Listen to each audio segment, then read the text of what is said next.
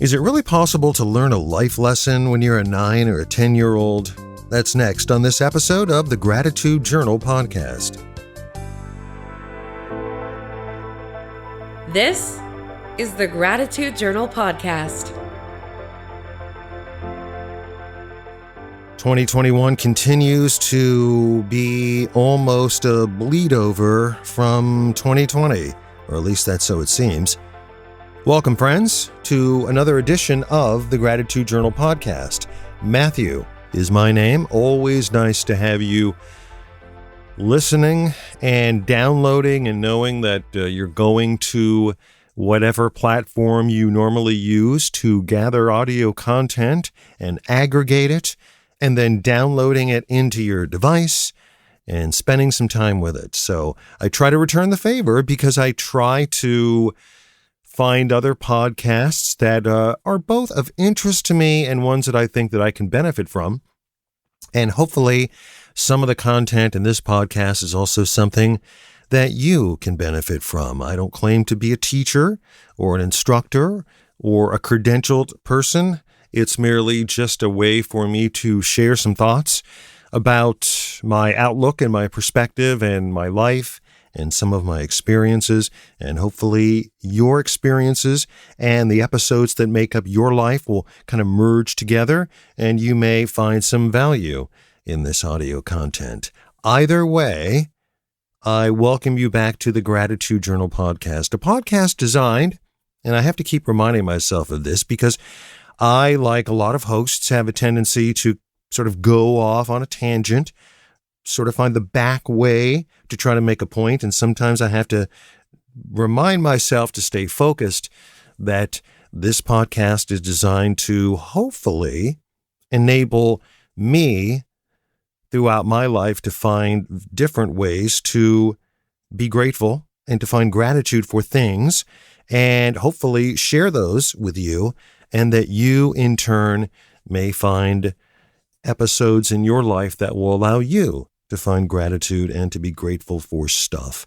And yeah, sometimes I toss in a couple of side notes, especially as it relates to the weather, or in this case, the Cleveland Browns continuing to play in the playoffs, which we are just mesmerized by. And this is a great, great thing for all of us here in Northeast Ohio. And probably a great thing for those who follow the Browns worldwide. I knew this when I was living in Pittsburgh because the Browns have the largest collection of official Browns backers organizations in the world. Now, there are lots of teams that cater to their fans who don't live in their particular area of play, meaning if you're a Browns fan and you happen to live in Arizona, or you moved for a job to the Netherlands, you want to keep up with your team. And the official Browns backers organizations allow Browns fans to stay in touch, to gather, to mingle, to watch the game together. In every place we've lived, whether it's been in Washington, D.C. twice, whether it's been in Knoxville, Tennessee, or Pittsburgh, or St. Louis, we have always managed to locate an official Browns backers organization and to watch the games with fellow Browns fans. I think the furthest Browns backers organization, the official charter member, the furthest away from Cleveland, I believe is Perth or Adelaide, Australia. So there are Browns fans all over the place. And regardless of where you are geographically, everybody is totally stoked that the Browns are in the playoffs. And we're even talking about the Browns in January, which is very much a rarity. Just got back from my little post-lunch walk, and the earlier rain turned into snow. And as soon as I walked out into the driveway and closed the garage door behind me, the snow started to fall sort of sideways, and I was getting fairly wet. But this is kind of what I like to do afterwards. It's like maybe like a little 10 to 15 minute walking meditation, for want of a better word. There is official methods for doing quote unquote walking meditation. I've never been a particularly big fan of Zen Buddhist walking meditation. I really prefer to do my own style of walking meditation, although I did try to do my daily session of Zazen earlier in the day. But after lunch, I kind of like to regroup, focus, rest my voice, and just think about what I need to do in the afternoon and just kind of ponder things in general. And the one thing that, of course, that I've been pondering, for anybody who has followed me on Facebook, you know that we had yet another death in our family. And I think I made mention of my Uncle Jerry a couple of podcasts ago. And I think I had mentioned that he was in assisted living and not doing particularly well. And he indeed did pass away last week. And so the funeral was today. And Donna and I had every intention of going to the funeral. In fact, I notified all of my client folks that I was going to be out of the studio. And I was heading to West Virginia with my sisters. And I just, COVID, as is the case with this stupid freaking pandemic, it just has saturated every fiber of our lives. We can't seem to get away from it. And whether it's a celebration, for instance, the graduation that we missed in Alabama for our granddaughter Megan, or whether it's a funeral in West Virginia, the one for our Uncle Jerry today, it just gets in the way. And I just felt so pulled and so torn about the fact that, okay, here we're going to go into, territory out of state, and I'm going to put, Donna, who is in a higher risk category, in jeopardy. And is this something I really want to do? And my quest to celebrate the life of my uncle, my mom's only brother, my mother's only sibling, sort of got the best of me, and I reconsidered. And I told my sisters we weren't going to join them on our trip to West Virginia, and that we were going to continue to lay low and hopefully stay out of the spread. And this disappoints me a great deal.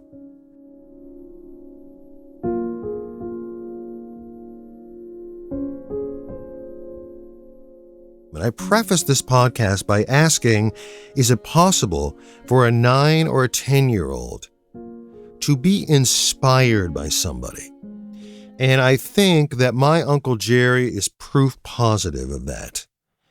I've made mention of these childhood trips that we would take to West Virginia. I made mention of those, I think, in earlier podcasts. And Thomas, West Virginia is my parents' hometown. And Thomas, West Virginia was essentially a mountain town, a coal mining town. And unlike a lot of coal mining towns in Ohio and West Virginia and Kentucky, Thomas, West Virginia has emerged as this tourist, almost sort of mecca. And so they were really lucky that they were able to capitalize on the gorgeous natural landscape in that area.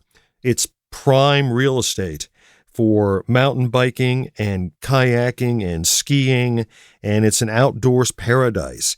And that town of Thomas, West Virginia, a town that could have turned in the same direction as many other towns and been desolate and abandoned, has really grown. I mean, a town of probably under 1,000 people that has several art galleries and a small opera company and several microbreweries and a couple of really extraordinary coffee shops and just a lot of antique stores. And really, it's primed for people who come from Washington, D.C., and it's primed for people who are in search of weekend getaways and outdoors activities.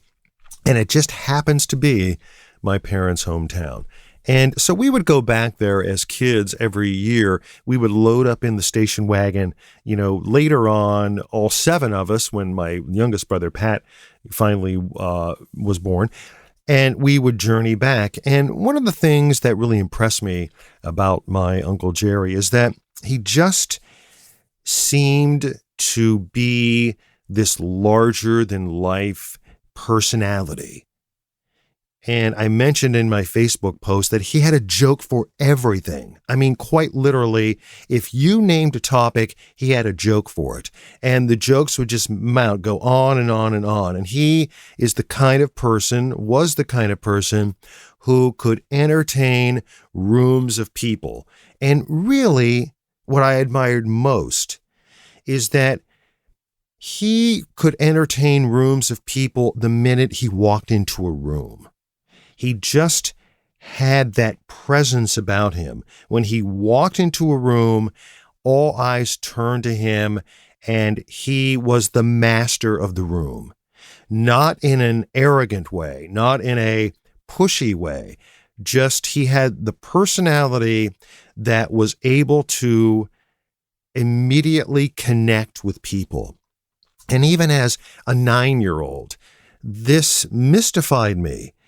It was very attractive to me that somebody could absolutely energize a complete room of people. And this was a quality of his that made me just enjoy his company and like him very early on. And I felt early on, too, that he and I had kind of a special connection. And it seemed like I was sort of the audience of his jokes. And when he would finish one, he would kind of look at me, and I know his wheels were spinning to come up with another joke because he saw that I enjoyed them so much. I mean, we all enjoyed them, but I just felt like we had a kind of a connection. He could rib me, and I could sometimes, maybe a couple years later, when I wasn't so embarrassed to be ribbed, I could kind of rib him back. And I think he liked that. And this was very appealing to me as a young person. And I would say to myself, sitting in the back of the station wagon as we were leaving our visit, sometimes a week-long visit, I would really like to be like my Uncle Jerry later in life.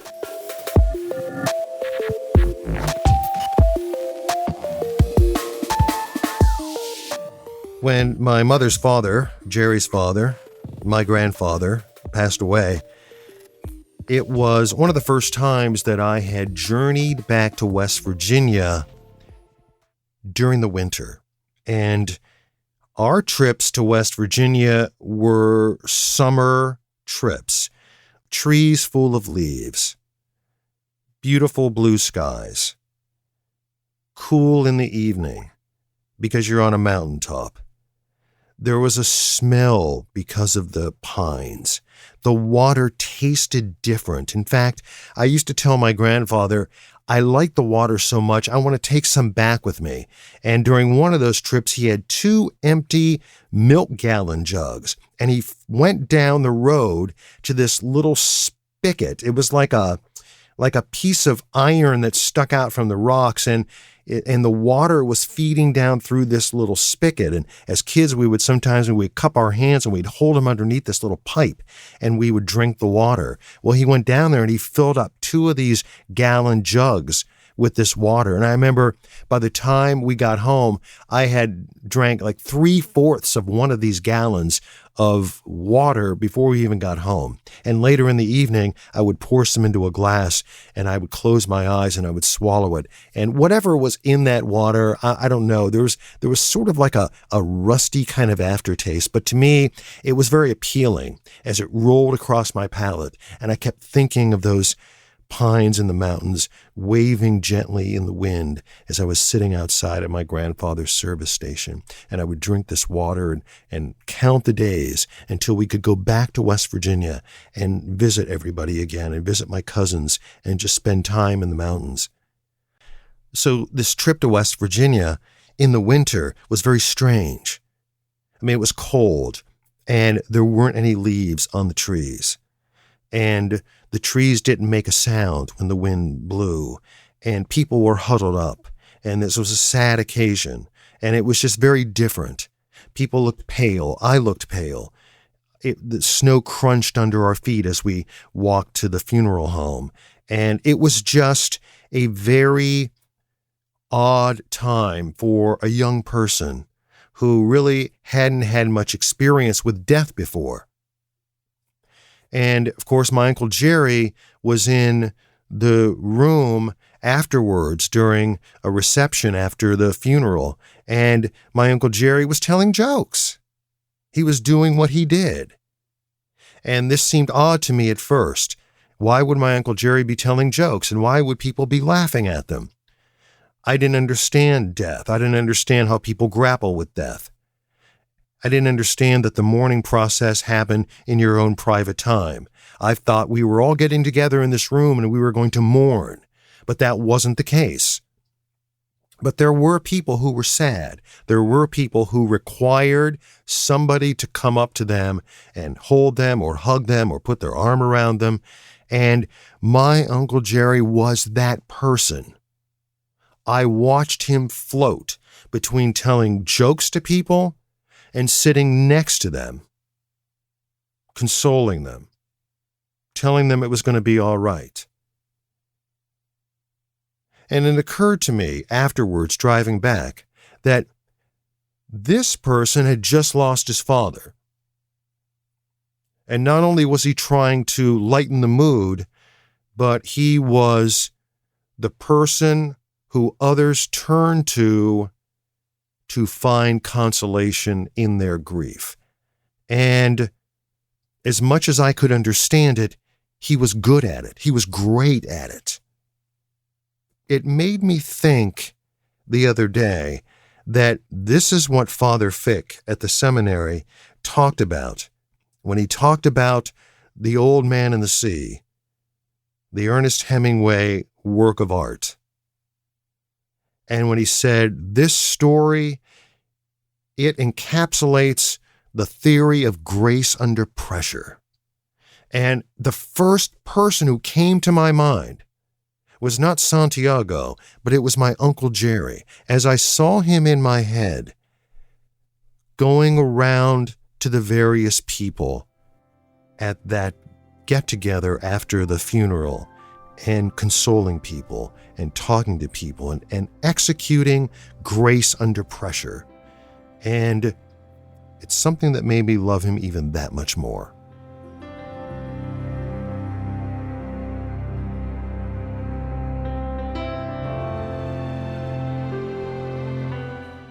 I'm not always the best practitioner of it, but I like to think that I'm grateful for my Uncle Jerry showing me how to be patient.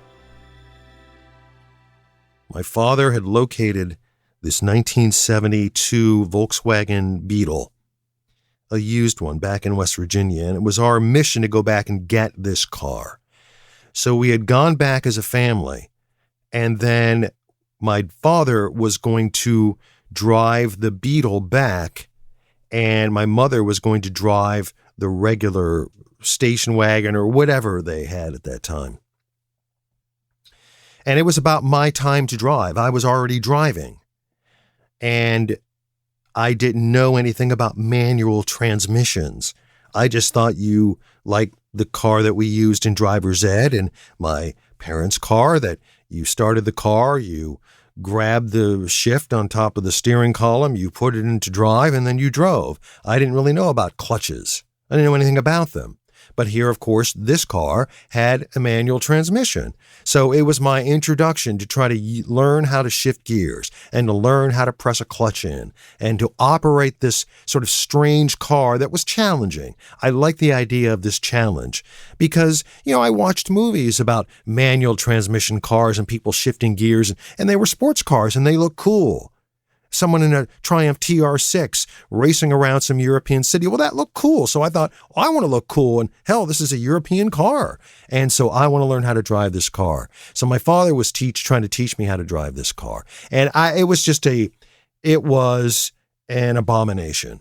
I had no idea how to let out the clutch and give it some gas for that kind of smooth transition.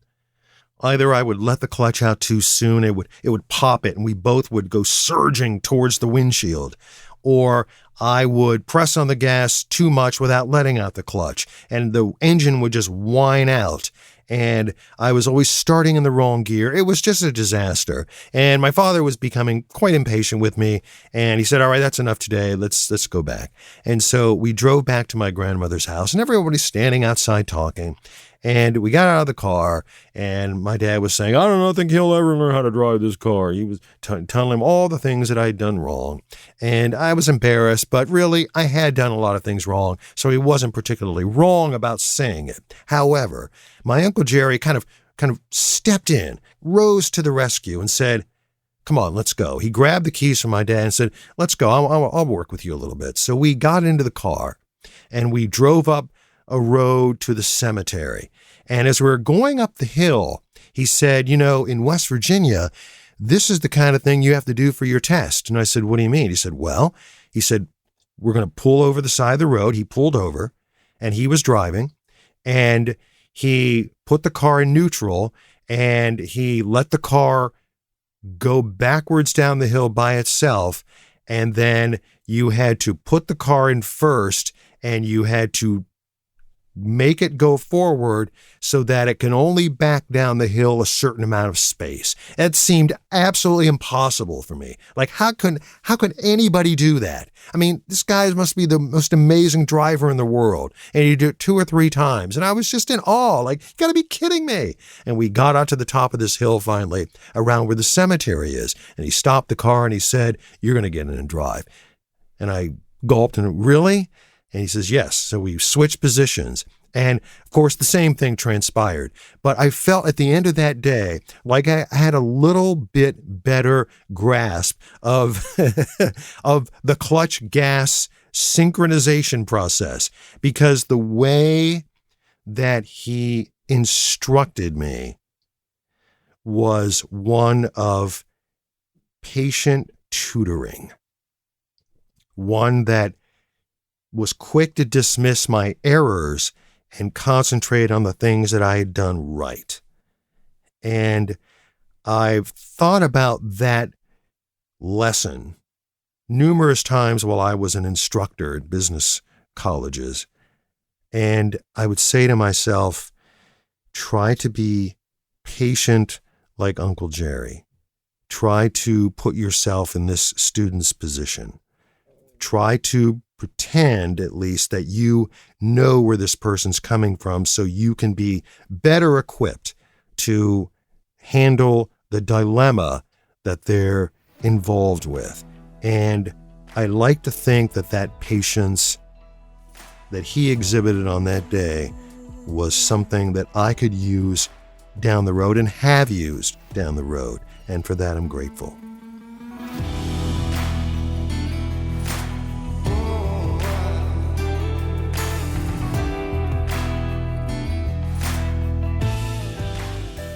I also find it odd that the Cleveland Browns defeated the Pittsburgh Steelers in a playoff game. And it happened really mere days before the passing of my Uncle Jerry. And I think in the midst of my own mourning,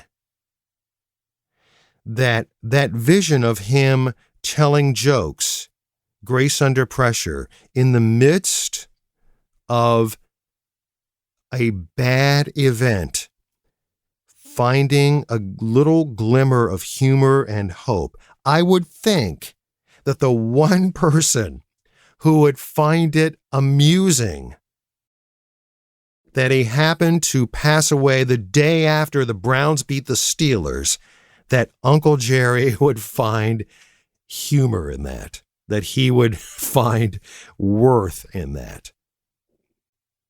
I'm grateful to have had such a bigger-than-life personality in my life, as are my siblings. And I think it's true, and I mentioned this in my Facebook tribute to my Uncle Jerry, that my mother worshiped the ground he walked on. And I know that to be true. because of all of those things that he possessed. A sense of humor, knowing when to say the right thing. And I think the world is less of a place, less of a good place, with Jerry DiBacco being gone.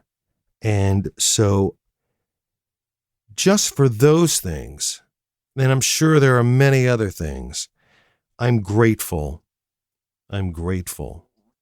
for having been his nephew, and grateful that my wife, Donna, was able to know and meet him. In fact, he basically gave her all of his writing. He has been a long time writer of articles for the newspaper, and he basically gave those articles to her. And they just seem to get along so well. They seem to really mesh. And I think she is as devastated and sorrowful as I am, knowing first and foremost that he is no longer with us, and second of all, that this virus prevented me from feeling comfortable about us being out and amongst everybody for this funeral. And for that reason, it's just very sad. So my plan, my goal, is to find an appropriate way to go back to West Virginia and toast this giant of a man, this icon of a man who has been such a huge influence on the whole chronology of our existence as a family, and to try to find some way to honor this great man. Hopefully the state of Ohio will step up and get their collective act together and get rolling with this vaccine, so at least Donna can be a recipient, and yours truly can also wait his turn in line. I am really the opposite of an anti-vaxxer. I get a flu vaccine every year. Assuming that it's worthwhile, I have to be available for people, and I try my darndest to not put myself in situations where I'm going to be ill. I don't like to be ill. I don't get ill too often, but when I do, I really get laid out. And so I'm going to be gratefully waiting my place in line for whatever vaccine they want to shove in my arm, because the sooner that we can get this over with, the better. Here's hoping you have not experienced any COVID-related illness, that you're safe and that you're masking up and keeping your distance and doing your part to help rid us of this catastrophe that has happened. And until then, go Browns. I'm sorry, we never get to say this in January. And thanks, as always, for downloading and listening to yet another episode of the Gratitude Journal podcast.